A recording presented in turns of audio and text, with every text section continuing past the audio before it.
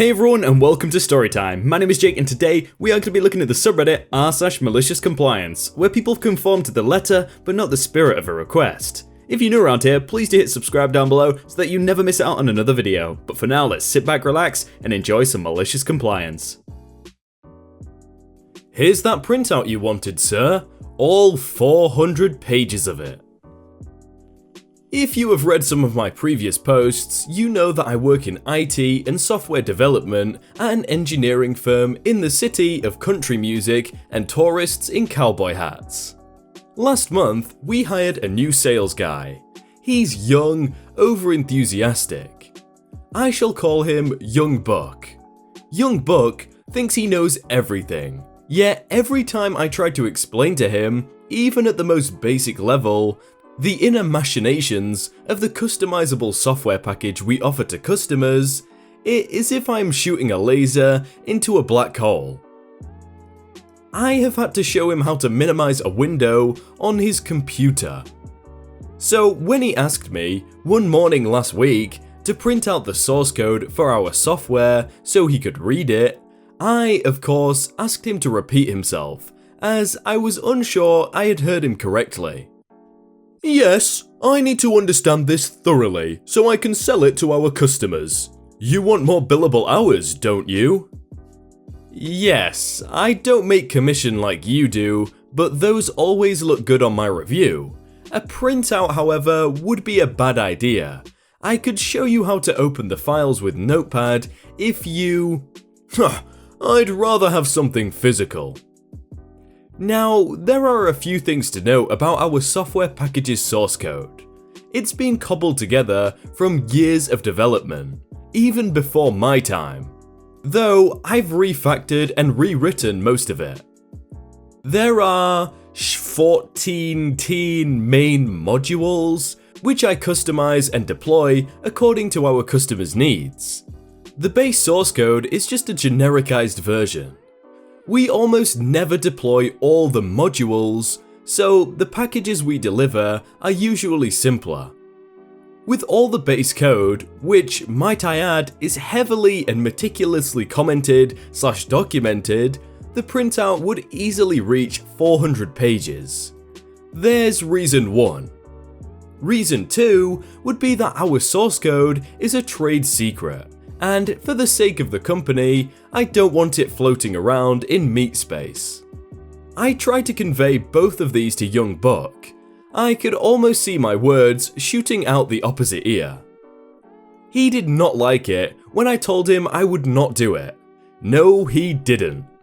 So I was already half expecting it when the general manager called me.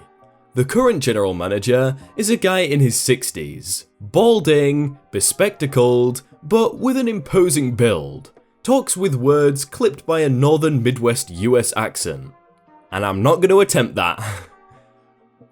Iris, Young Buck is telling me you won't print out our source code for him. Yes, and that's because... Iris, we take cooperation very seriously at this company. You need to cooperate with sales so they can sell your product alongside our projects. That's not a good idea because... Listen, I don't want any excuses. We need more sales. Just get on it. And make me a copy too. It sounds interesting. Now, Young Buck is computer illiterate. General Manager is twice as bad.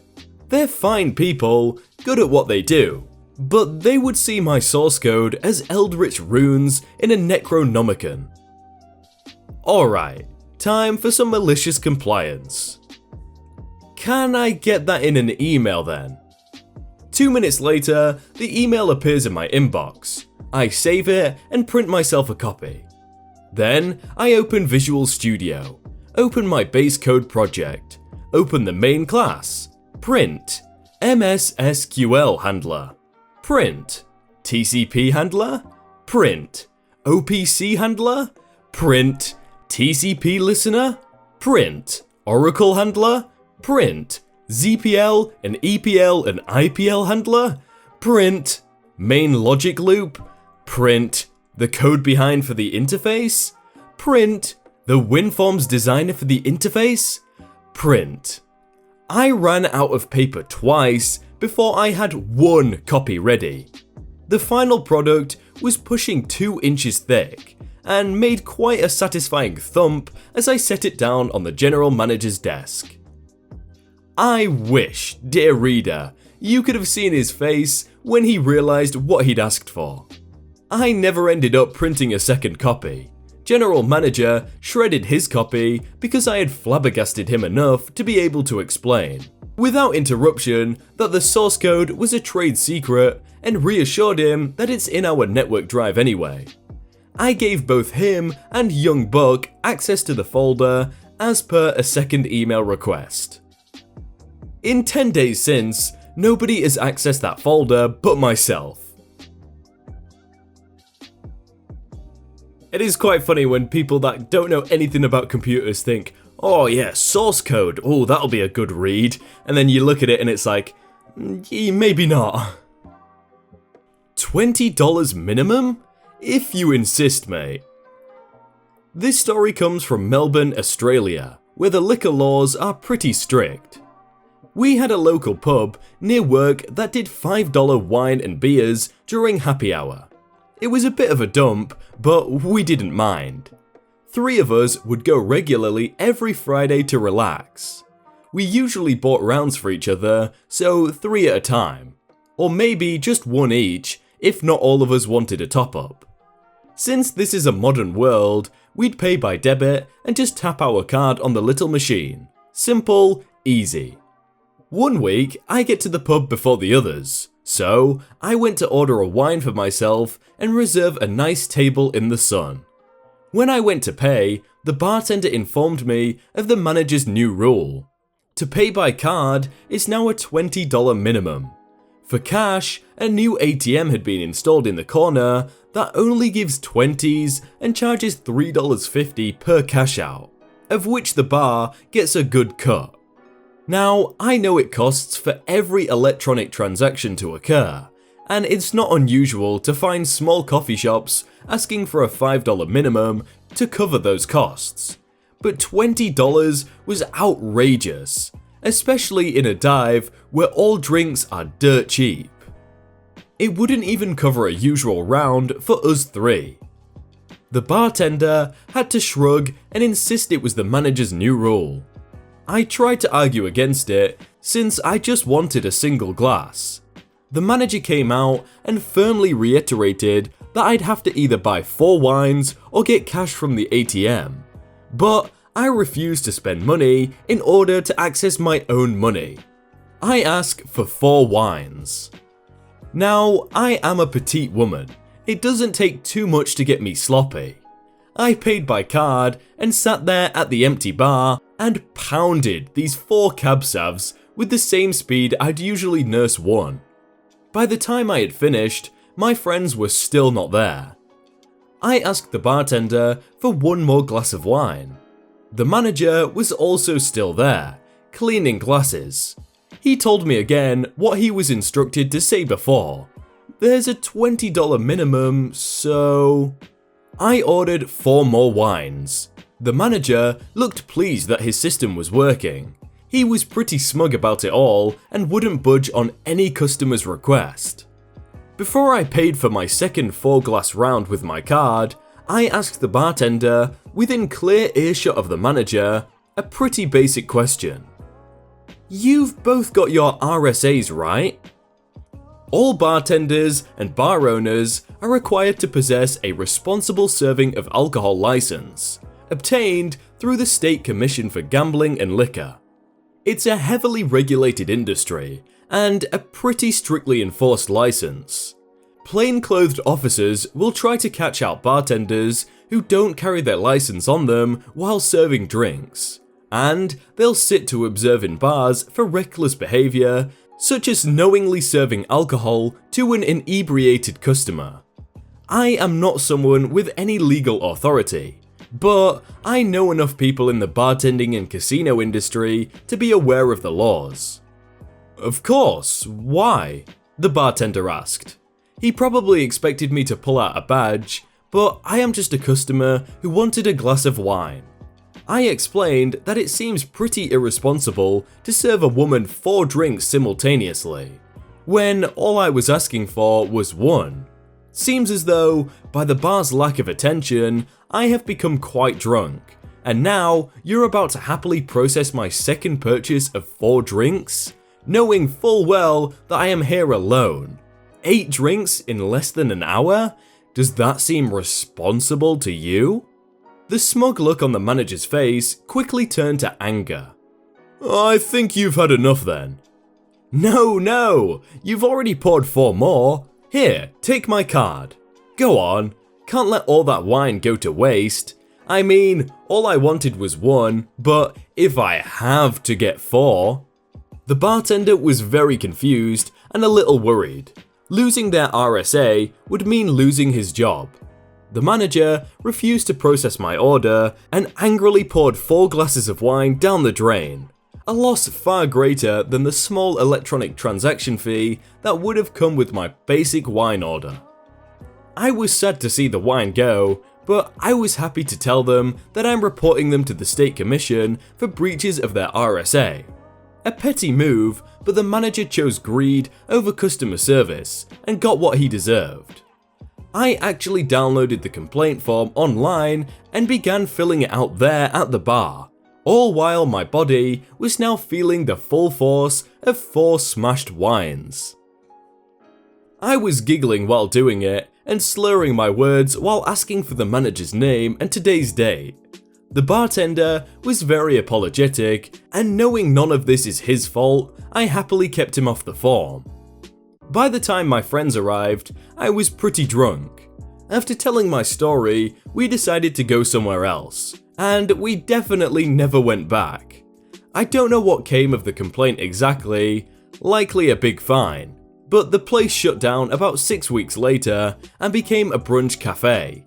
Seems like they lost all of their regulars to a $20 minimum rule.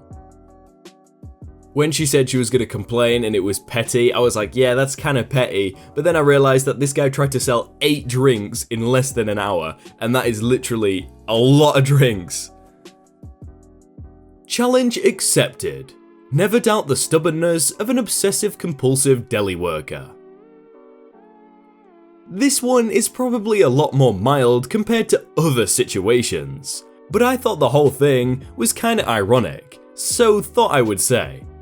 It happened a few years ago when I was working at a local grocery store deli. The main part of our job was to use a slicer to cut cold cut meats and cheeses for customers. One day, an older gentleman walked up to the counter and you could just see the bad day he has been having on his face. It looked like someone has kicked his puppy before peeing on his lawn. You know the kind. Anyway, he walks up and asks in a really disgruntled voice, I need exactly 0.66 pounds of such and such cheese in a solid block. And yes, I know you can't get it to the exact weight. I don't care. Just get it done. Now, normally, I try and be as polite as possible. One thing you're never short on at a deli is rude customers. But something about this guy's attitude kinda twisted something me the wrong way, and I thought to myself, you know what? Challenge accepted. Now, if you've never worked in a deli before, something that might not have really crossed your mind before is not all cheeses weigh the same. Some are pretty light, others are dense and heavy. Normally, this isn't a big problem since you weight as you cut and can adjust the thickness of the slice as needed. When it's a solid chunk though, things become a little harder. More so if you have some angry dude waiting on you who looks like he's about to tell you to recut the chunk if it's 0.01 pounds off.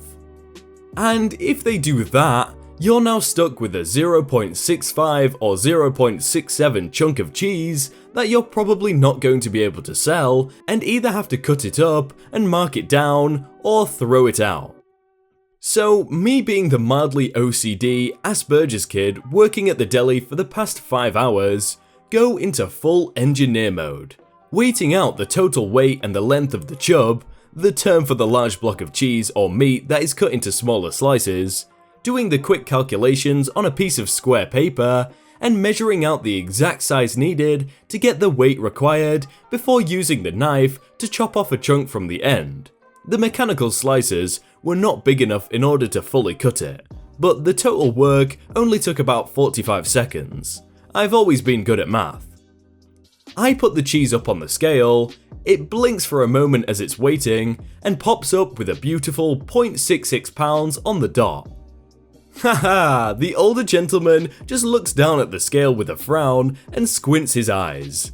Huffs like he's disappointed, then grabs his cheese and walks away. Though, as he was walking away, I couldn't help see a slight smile and smirk on his face and hear him murmur, "Huh, good job." Overall, I was pretty proud of the work. I still remember that moment years later, even if I couldn't tell you any of the other hundreds of people I'd served. Yeah, okay, I definitely feel as though this guy wanted someone to complain at, and he was going out of his way to try and find someone, so he's doing stuff really specific, but then probably got a kick out of it when this guy actually managed to do an impossible task. Hey everyone, I hope you all had a really good day and that you enjoyed that video. If you want to check out some other videos, then click on screen right now, or check out the playlist down below. If you enjoyed that video, then please do leave a like, and if you want to submit your own stories, then you can do so by joining the Discord in the top link in the description. But thank you so much for watching, and I will see you very soon.